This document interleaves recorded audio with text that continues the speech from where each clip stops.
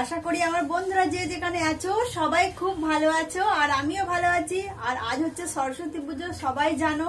তো সরস্বতী পুজো এবছর যেহেতু দুটো দিন পড়েছে, তো আমাদের এখানে আজকেই সরস্বতী পুজো হবে আর কি। মন্দিরে, যেখানে কালী মন্দির আছে ওখানে যাব, তাই স্নান করে রেডি হয়ে গেছি আর এখানে পুজো করে নিয়েছি। আগে পুজো করে নিয়েছিলাম, তারপরে শাড়ি পরলাম, এরপর রেডি হয়ে গেছি। চুলটা ছাড়াবো আর রোহিত গেছে এখন চুল কাটতে, মানে গেছে বলতে 10টার সময় গেছে, এখনো 11:30 বাজছে, এখনো আসেনি। বলছে নাকি সেলুনে প্রচন্ড ভিড়, তো দেখি কখন আসে। তো এবারে যেহেতু 12টার পর পড়েছে সরস্বতী পুজো, তো 1টার সময় অঞ্জলি হবে বললো আর কি। কাকিমাকে ফোন করেছিলাম, তো 12:30টার সময় বেরোলেও কোনো অসুবিধা নেই। তো আজকে তো হাজবেন্ডেরও ছুটি, তো সবাই মিলিয়ে যাবো একসাথে। তো ভিডিওটা দেখতে থাকো শেষ পর্যন্ত, আশা করি তোমাদের ভালো লাগবে। তো চলো পরে আসছি। এখন চলে এসছি মিষ্টির দোকানে পুজো দেব তার জন্য, তাই রোহিত জিজ্ঞেস করছে মা কোন মিষ্টিটা নেবো। আর অনেক রকমের মোদক রয়েছে এখানে, আর দেখো কত রকমের মোদক, নানান রকমের রং বেরঙের, এত সুন্দর লাগছে দেখতে মোদকগুলো।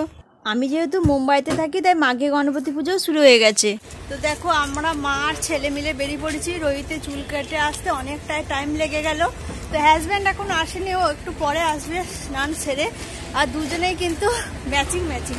ছেলে লজ্জা পেয়ে যাচ্ছে আমি রাস্তায় ভিডিও করছি বলে। তো চলো আর করবো না, মন্দিরে গিয়ে দেখা হচ্ছে।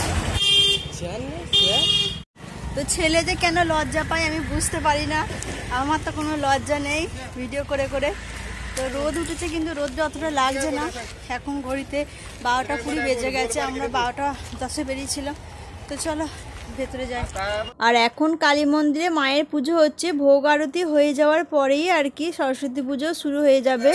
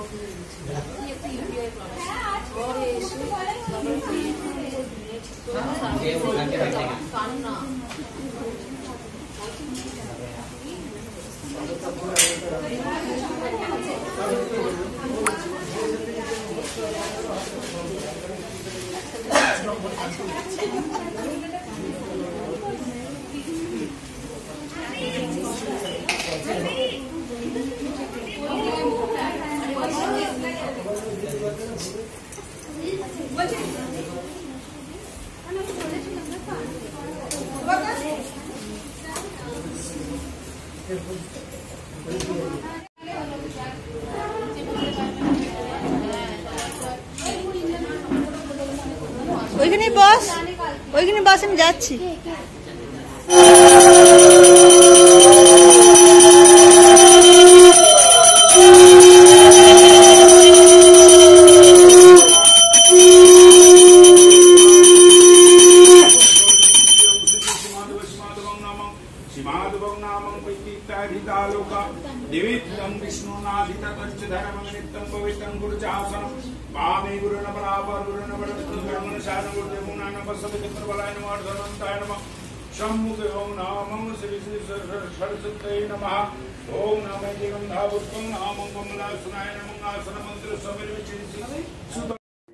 আমাদের দেশের বাড়িতে যেমন অঞ্জলি হয়ে যাওয়ার পর ফুলগুলো মায়ের ওপরই ছোড়া দেওয়া হয়, এখানে সেই রকম সিস্টেম নেই। অঞ্জলি হয়ে যাওয়ার পর ফুলগুলো একটা জায়গায় জড়ো করে রেখে দিতে হবে, যেন ছুঁড়ে না দেওয়া হয়, এরকম সিস্টেম আর কি মুম্বাইতে।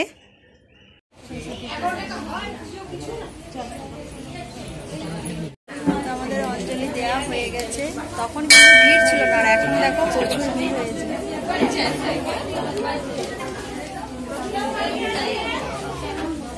ভালো লাগে, ভিড় না হলে ভালো লাগে না। পুজো হয়ে গেছে, তাই এখানে চান জল দিচ্ছে, সবাই চান জল নিচ্ছে আর কি। সবাই তো উপোস আছে, সবাই যেহেতু পুষ্পাঞ্জলি দিয়েছে আর কি। তো বেশিরভাগ আজকের দিনে সবাই হলুদ পরে এসছে, যেহেতু সরস্বতী পুজো। ভীষণ ভালো লাগছে, বাইরে থেকেও যে আমরা মা সরস্বতী পুজো দেখতে পাচ্ছি, এটাই না অনেক, তাই না বলো?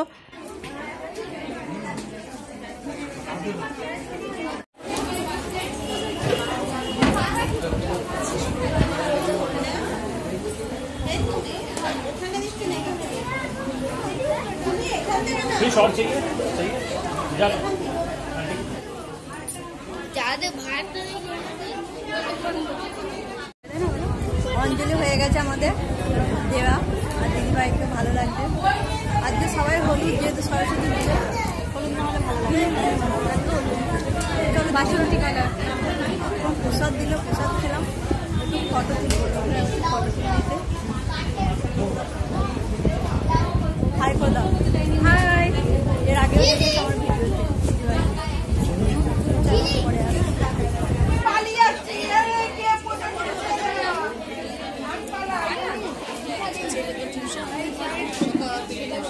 ফল প্রসাদ নিয়েছি, এবার মিষ্টি প্রসাদ দিচ্ছি। মিষ্টি প্রসাদ না, আপনারাও আসুন, আসুন সবাই।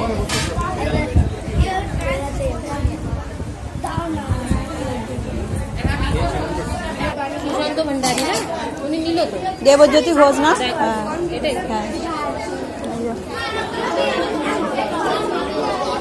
হ্যাঁ, রোহিত প্রসাদ ধর।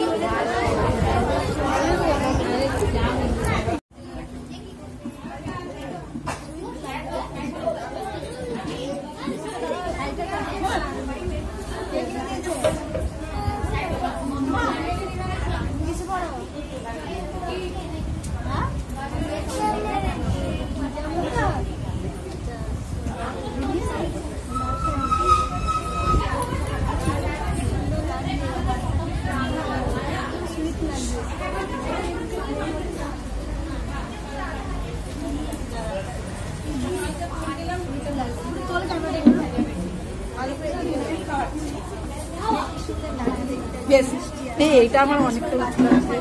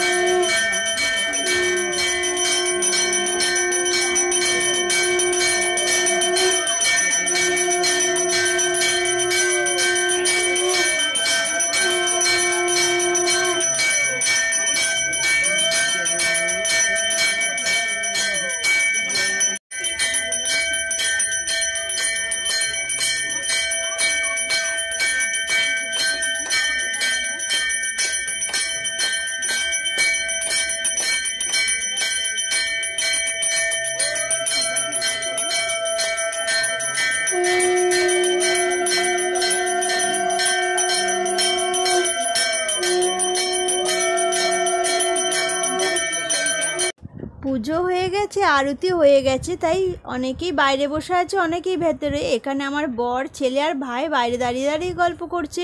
তো এখানে দেখো ভোগ দিয়ে দিয়েছি, তাই সবাই মিলে একসাথেই আর কি এখানে বসে বসে খাওয়া দাওয়া করছে। আর ছোট করে হলেও সরস্বতী পুজোটা কিন্তু এখানে খুব ধুমধাম আর আনন্দের সঙ্গে এখানে পালন করা হয়, সবাই মিলে একসাথে মিলেমিশে। আর মুম্বাইতে থেকেও সরস্বতী পুজো যে এত আনন্দ করছি, এটাই অনেক ভালো লাগছে। তো ছোট করে হলেও সরস্বতী পুজো এখানে এইভাবেই ধুমধাম করে পালন করা হয়। তো আগে যখন আমি মুম্বাই এসেছিলাম তখন কিন্তু কোনো সরস্বতী পুজো বা কোনো কিছু পুজোই দেখতে পারতাম না, কিন্তু এখন কয়েক বছর হচ্ছে বেশ সব কিছু দেখতে পাই, ভালো লাগে আর কি। আর দেশের বাড়িতে তো এত ধুমধাম সরস্বতী পুজোয় কলকাতায়, তাই না? তো আর আমার বাপের বাড়িতেও সরস্বতী পুজো খুব ধুমধাম করে হয়, প্রচুর ঠাকুর আসে, শ্বশুর বাড়িতেও হয়। তো এখানে দেখো বাচ্চা বাচ্চা মেয়েরাও শাড়ি পরে এসছে। সরস্বতী পুজো মানেই হচ্ছে ছোট বাচ্চারা শাড়ি পরবে, আগে আমরাও পরতাম। আর সত্যি ছোটোবেলার দিনগুলো মনে পড়লে যেন কতই না ভালো লাগে, তাই না? মনে হয় যেন সেই সময় জায়গায় ফিরে যায়। প্রণাম করে নাও, নেনি রে, ওরে প্রণাম করে নাও, নেনি নাও।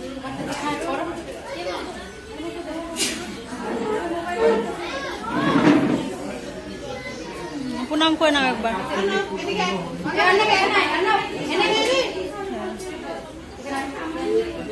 চলে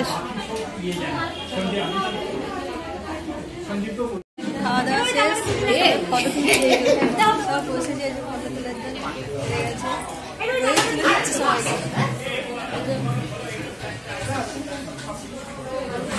মন্দিরে পুজো ভোগ সবকিছু হয়ে গেছে। তো বড়মশাই এসেছিল তো দেখানোই হয়নি, তো অনেক লাস্টে এসছে একদম।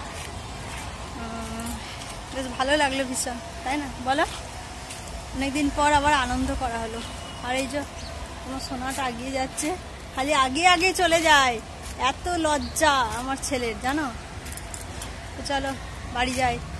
আমার বর তো আসাই হয় না, আমার বরের যেহেতু ছুটি থাকে না, আজকে তো সানডে ছিল বলে আসতে পারলো। আসতেও চাইছিল না, আমি বললাম না তুমি আসছো আজকে, ওইদিন তো আসছো না তুমি। তো চলো হয়তো যাই গিয়ে কথা হচ্ছে। 3 জনের জন্য এখানে আখের রস নিয়ে নেওয়া হয়েছে। এসেই ড্রেস চেঞ্জ করে দিয়ে নাইটি পরে নিয়েছি। আর এই যে আসার সময় বড়মশাই আখের জুস নিয়ে এলো, তো এটাই খাচ্ছি এখন। আখের রস অনেক দিন খাওয়া হয়নি, তাই রোহিত বললো আর কি খাবো, তো আমি বললাম আমি খাবো না। তো আবার দেখছি বেশি করে নিয়ে এসছে। তো ওখানে ঠাকুর মন্দিরে ভীষণ আনন্দ হলো, অনেকদিন পর সবার সাথে দেখা হলো। যারা অপরিচিত মানুষ, ধরো সবসময় দেখা হয় না, ভীষণ ভালো লাগলো। সবাই জিজ্ঞেস করছে কেমন আছো কেমন আছো। হ্যাঁ, তো দেখি সন্ধ্যাবেলায় যাওয়ার ইচ্ছা আছে। সবাই বলেছে সবাই আসবে, আনন্দ করব, মানে সব গল্প করব। তো ইচ্ছা আছে, কি হয় দেখি। বরফ দিয়েছিলে? বরফ দাওনি না, ওই জন্য এতটা ঠান্ডা নেই। আমি বরফ দিতে বারণ করেছিলাম, যেহেতু রোহিতের একটু ঠান্ডা লেগেছে, আমারও ঠান্ডা লেগেছে, তো ওই জন্য সাদা নেওয়া হয়েছে আর কি। খুবই টেস্টি লাগে। এই যে এখানে জামা কাপড়গুলো রাখা আছে, গুছিয়ে রাখতে হবে ঠিক করে। দারুণ খেতে।